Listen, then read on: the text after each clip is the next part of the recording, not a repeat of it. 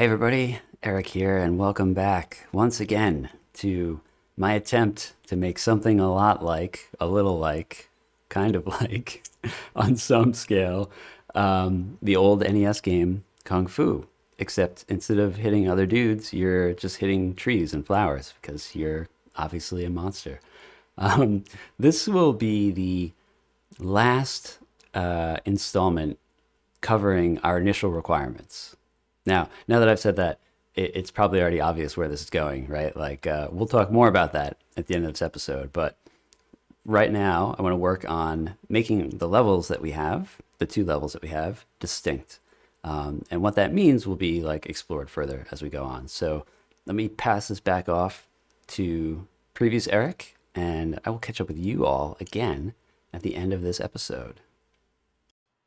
So one of the things that I set up as a goal for this was to have multiple levels, and I did set up the sort of logic and the model so that we could have that, but I didn't really spend any time making the levels like in any way fun or interesting to play. So I spent a little bit of time now adding baddies in such a way that the levels are actually introducing ideas gradually to the player. And rather than having me just like walk through the stringified levels in code and explain what's going on, I thought it'd be a little bit more interesting if I just like play the levels and kind of explain why I'm doing the things that I'm doing as I play. So let's do that. Okay, so as I mentioned, there's a few ideas that I want to communicate to the player as they play each of the levels. And the way that I split things up across the two different levels is to sort of have a balance of ideas so that one level is not too like jam-packed of stuff, that they're like fairly balanced. So let's get walking here, and I'll introduce what I'm thinking. So at first, we get a baddie, and so the this is super elementary and probably might not even require explanation. But the thing that I wanted to communicate here was like, there are baddies. They will come at you. You got to do something about it. So let's just take this guy out. I should mention also that I've turned the volume down during this so that you don't have to listen to the music and sound effects as I play, and that the music and sound effects don't interfere with my narration. Anyway, yeah, so first level, first idea, there are baddies. All right, let's walk a little bit further. Oh, man, okay. The next idea was baddies can occur or appear from either side of the screen. So that was the next thing to communicate. So you got to be ready. You got to be watching both sides of the screen. All right, so that's two ideas. Let's keep going. Oh, okay, so now there's two guys on the screen. So the idea here was like baddies can appear in groups. So let's take care of that. And finally, the last thing that I wanted to communicate was that baddies may appear from both sides at roughly the same time. So you kind of like got to be ready to deal with that situation. All right, let's keep walking. And this last one isn't really a distinct idea per se, so much as it's like just a combination of previous things, which is, yeah, baddies can show up from both sides and they can show up in groups, and they can also do both of those things at the same time and make your life really difficult. So let me handle these guys. And probably I would anticipate the player is probably going to take some damage there. So if they have somehow managed to avoid the hug of death to this point, they will be introduced quite rapidly to that idea at that point there.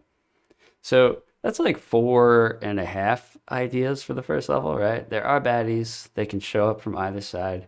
They can approach in groups, and sometimes they approach from both sides at once. And sometimes those things all come together, right? So it's like 4.2 ideas, I guess. All right, let me take out the boss, and then we'll go to the next level. All right, next level. So I know as one of the non-goals, I stated that I wasn't going to have level-specific enemies, like the first Kung Fu or the original Kung Fu does. It turns out that was a lie, because I realized when I started putting like the flowers and stuff in the first level, or the wisps in the first level, that there was just like a lot going on in those levels, and maybe it would be a little bit overwhelming. So I decided to move to only have trees in the first level. And then in the second level is when we sort of introduce the crouching and ducking stuff. So the very first thing that you get in the first level Oh man, a flower shows up. How am I going to hit this guy? Well, you've got to crouch. So let's do that and hit this guy. Also, you may notice that I sped up the flower's animation cycle a little bit to make it look a little bit more, I don't know, realistic given the speed he was traveling across the screen. I think it looks pretty good now. There we go. Okay, enemy dealt with. So that's our first new idea, is some enemies can only be hit while you're crouching. Let's keep going. All right, and I'm mixing it up a little bit. I had a tree and a crouching guy. So hopefully that's getting the player in the mode of like, if I crouch, I can get everybody, right? And we've got flowers from both sides. It's kind of like just a remix of an idea from the previous level, but with crouching guys. Oh, and what's this? We've now got this floaty guy who can only be hit while standing. So that's our second new idea, right? Baddies can only be hit while you're standing up. Some of them. Take care of that. All right, and we'll keep going. And okay, now we've got a little group here. And I have noticed this bug a few times. For some reason, the spawning doesn't quite work sometimes from behind the player. You can see the flower and the tree are overlapping a little bit. But in any case, this is now just like taking all three of the baddie types that we've introduced so far and throwing them all at the player at once. So what I'm trying to communicate here is you're going to have to like crouch and stand up and crouch and stand up to handle certain situations. Okay, let's keep going. So at this point, I'm just gonna kind of like turn up the size of the groups. And that one was pretty cool. So that sort of like flower wispy guy is just to give the player some idea of like rhythm, right? That you're gonna have to like alternate between up and down in order to deal with all these situations. So that's kind of it. Like this one, the biggest ideas introduced in level 2 were there are some baddies you can only hit while crouching. There's some you can only hit while standing.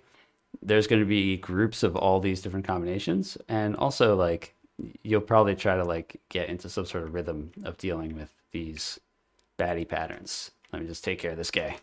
Oh, he's messing me up. There we go. Okay, victory.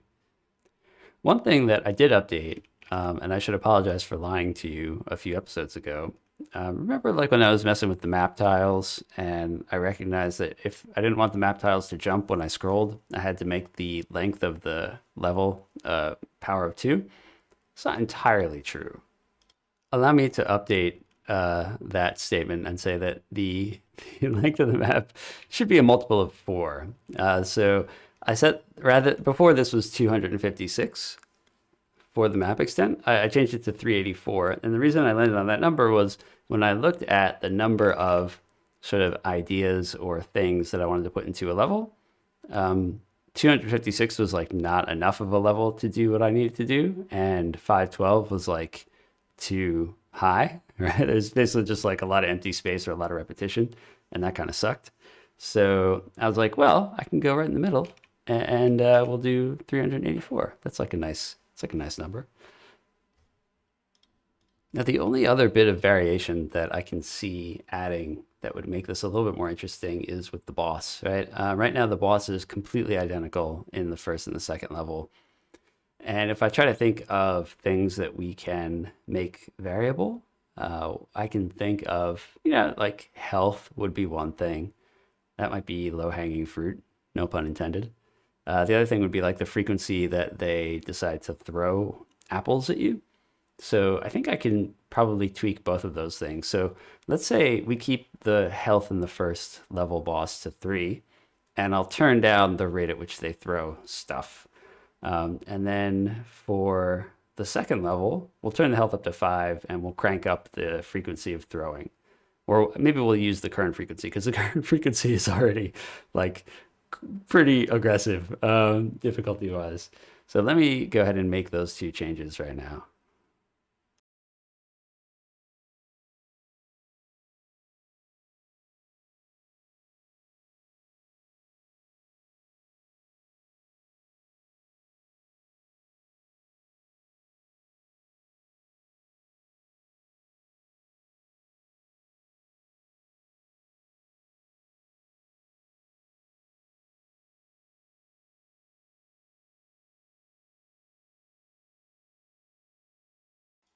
Okay, so that wasn't so bad. What I ended up doing was using the level index to control the boss's health and also how aggressively they are throwing apples. I'm just passing in the level index here. That works real good for 2 levels. It might work less good later, but hey, for what we've got, this will be fine.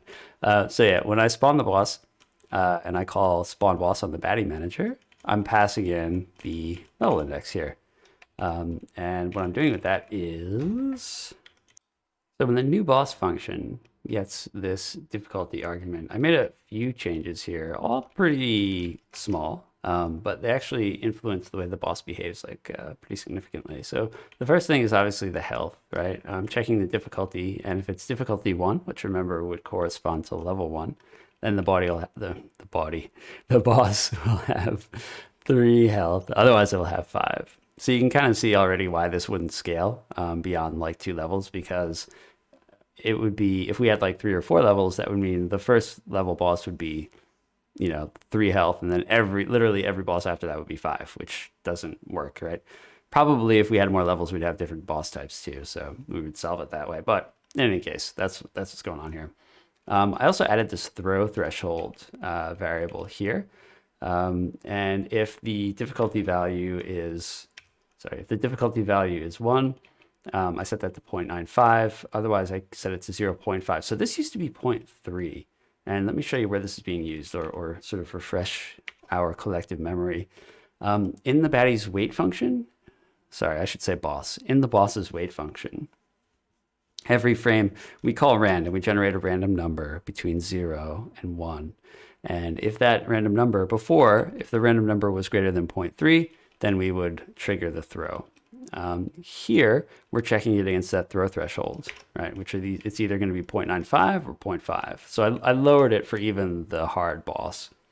I increased it for even the hard boss. So what this means is the higher this value is, the less likely the boss will be to throw, which is why for the first level, we're setting this to 0.95, right? So only 5% of the time it'll trigger a throw, which kind of what that plays out as is there'll be slightly longer pauses in between when the baddie has thrown a thing and is going to throw the next thing. It should space out the apple throwing a little bit, is what I'm trying to say. So yeah, that was the change for that. The other thing that I decided to change, that I realized I could do, is when the boss is throwing an apple, there's a state transition, right? There's sort of like the anticipatory state, the antic state, when he's like reaching up into his leaves to grab an apple, and when he actually throws. And previously, I set that to be 1 second, right? So you'd see the boss kind of like telegraph the motion for a second, and then it would throw. And the throw would also be 1 second. I realized a cool change would be to shorten that for the more difficult boss. So if it's level 1, we'll keep it to 1 second, but if it's level 2, we'll set that to be 0.5 seconds. So it's like a lot faster. You get less of a telegraph. So let me kind of show you how that plays out. We'll look at the first boss first, and then we'll look at the second boss so we can compare them. All right, so here's the first boss. So we've probably seen this a few times already, so it won't look that different. This is more or less the default settings that we were using before, except you can kind of see that like there's a little bit more time on average in between when the apples are thrown. And it's pseudo random, right? So it's not going to always be longer, but like over time, given a certain number of throws, it'll take a little bit longer. And you notice we hit it 3 times and the boss is defeated. We can move to the next level. So let's compare that to the second level boss. Okay, here we go. So the things to look for here, the subtle thing is going to be that there will be more frequent apples thrown my way. The much less subtle thing is how long the telegraph is, in the sense that the telegraph's going to be like a lot shorter, and it'll switch from the telegraph to the throwing back to the wait state a lot more frequently. So that will also result in more apples being thrown.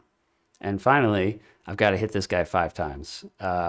He's killed me a few times already, so I seem to have made a boss that is quite difficult. So you can see the telegraph quite a bit faster, doing a lot of damage. Oh God. And he killed me. Okay, let me try that again. All right, round two. Let's see if I can get him this time.